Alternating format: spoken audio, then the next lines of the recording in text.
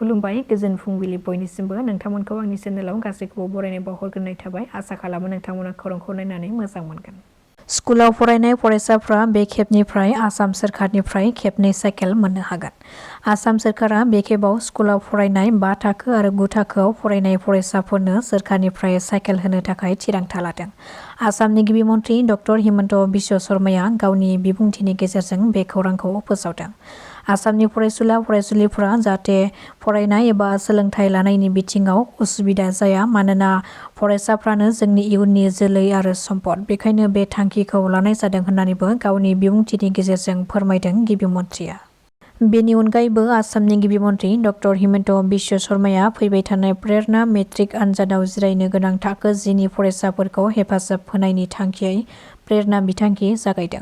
बे बिथांखिनि गेजेरजों गासै सा 4,400,000 फरायसाफ्रा दानारि थिखानाय रांखौ मोननो हागोन। गिबि मन्थ्रिया फोसावनाय बादिब्ला बेनि गुबै थांखियानो जादों फरायसाफोरखौ मदद होनाय आरो फरायसाफ्रा सोलोंथाइ लानायखौ जानगाराव दोननायनिफ्राय होबथानाय।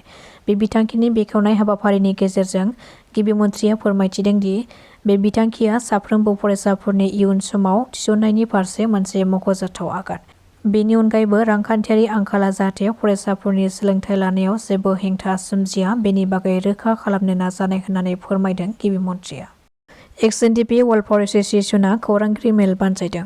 बिथांमोना बे खौरां मेलनि गेजेरजों फोरमायथिदों दि थांनाय 2020 मायथाइनि बिटिआर गोरोबथानि दफायाव होखानाय बादियै बड'लेण्ड सोमावसारनायाव जायफोर जोहोलावफ्रा मुंख्लं जालांबाय बिथांमोनखौ मान होनाय आरो गोसोखांथि महरै एक्स.एन.डि.पि.नो बरोलेण्ड मुभमेन्ट मेम'रियेल हिसाबै साम'हाथाइ फिल्डआव सोरखारनिफ्राय एलटमेन्ट होदोंमोन आरो बेनि खामानियाबो दायो सोलिगासिनो दङमोन। नाथाय बे सोलिबाय थानायनि गेजेरावनो बे खामानिखौ 10-12 सानसो जालांबाय बे खामानिया दायो बन्द जानानै दङ। नाथाय मानि थाखाय मा जाहोनखौ लानानै बेखौ बन्द खालामनाय जादों बेखौ जों मिथिनो हानाय जायाखै होननानै फोरमायथिदों। नाथाय जों एक्स.एन.डि.पि. वेलफेयार एस'सिएशन हिसाबै जों बेखौ जाजानायखौ लुबैदों आरो बेखौ लानानै जों दाबि खालामदों।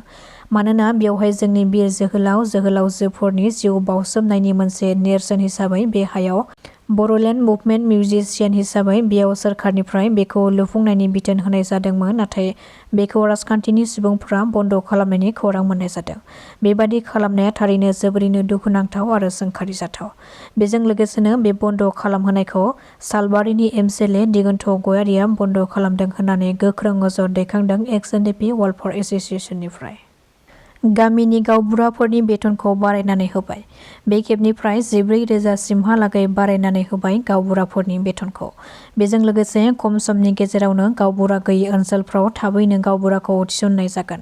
दासान्दि सोलिबाय थानाय आसाम माइना आफादनि जथुमाव बे थिरांथाखौ लानाय जादों।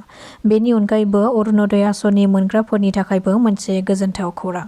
अरुणोदय आसनिनि रांखौ 1,250 निफ्राय बांहोनानै 3,100 सिमहालागै बांहोनायनि खोथा बुंदों गिबि मन्थ्रिया। बेनि बागै फैगौ 2026 मायथाइनि 1 जानुवारियाव मोजां खौरांखौ मोननो हागौ अरुणोदय आसनिनि मुलाम्फागिरिफ्रा। पि.सि.डि.सि. चेयारमेनखौ लानानै बेले-बेजे थासारि सोमजिदों बि.पि.एफ. दोलोनि गेजेराव। खौरां मोननाय बादिब्ला भेरगाव पानिसालि प्राइमारिनि पि.सि.डि.सि. चेयारमेनखौ बि.पि.एफ.नि हरेश्वर बर'खौ होनायनि खोथा दंमोन नाथाय बेनि सोलाय जाय आइजोआ बि.पि.एफ. दोलोनि एबा बि.पि.एफ. दोलोजों जेबो सोमोन्दो गैयाबालानो बे आइजोखौसो पि.सि.डि.सि. चेयारमेन महरै सायख'दों बेखौ लानानै जायगानि सुबुंफ्रा सोमोनांदों आरो दुखु मोननाय फोरमायदों। मानोना पि.सि.डि.सि. चेयारमेन महरै सायख'जानो गोनां हरेश्वर बर'आ थांनाय बिसायख'थियाव जोबोद खस्थ' खालामबोदों आरो पानिसालि प्राइमारिनि थाखायबो गोख्रों सोद्रोमा महरै खामानि मावबोदोंमोन। बेखायनो रायजो-राजाफ्रा हरेश्वर बर' बिथांखौनो पि.सि.डि.सि.नि चेयारमेनखौ मोनजानो एबा सायख'जानो थाखाय लुबैदोंमोन नाथाय बेनि उल्थायै जानायखौ नुनो मोननानै रायजो-राजाफ्रा दुखु मोनदों होननानै फोरमायदों। हाजोनि राखसनियाव आयेन बेरेखायै हा दखल खालामनायखौ इभिक्सन खालामदों सोरखारा। जायगानि सुबुंफोरा फोरमायथिनाय बादिब्ला बे आयेन बेरेखा दखल खालामनाय हाखौ हानि दालालिया गुबुन जायगानि सुबुंफोरखौ लाबोनानै दोनदों आरो बे दखल खालामनाय लांदां जायगायाव आबाद मावनो थाखाय जागायदों होननानै मिथिहोदों। बेजों लोगोसेनो जायगानि सुबुंफोरा बे रिजार्भ हानि सोमोन्दै बुङोब्ला बायदिसिना हुमखि होयो होननानै फोरमायबावदों।